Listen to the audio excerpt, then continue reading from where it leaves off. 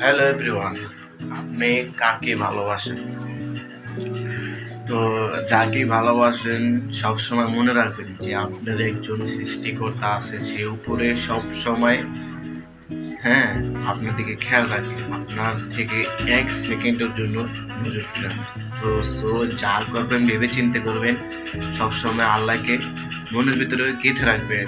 আর আমাদের নবী হযরত মুহাম্মদ সাল্লাল্লাহু আলাইহি সাল্লামের আদর্শ ধরে রাখার চেষ্টা করবেন। আর আমি যেন ধরে রাখতে পারি, সেই জন্য আপনাদের কাছে আমি দোয়া চাইতেছি। আপনারা অবশ্যই আমার জন্য দোয়া করবেন।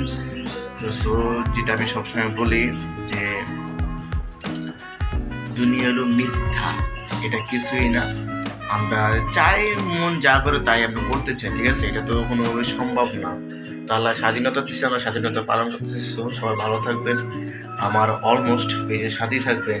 আর অদ্ভুত কিছু খুঁজতে যাবেন না। অদ্ভুত কিছু খুঁজতে গেলে মনে করবেন ঝামেলা, যে আপনি যদি ওই খপ্পরে পড়েন তাহলে জিন্দিগি শেষ, ঠিক আছে? তাহলে পুরোপুরি জিন্দিগি শেষ।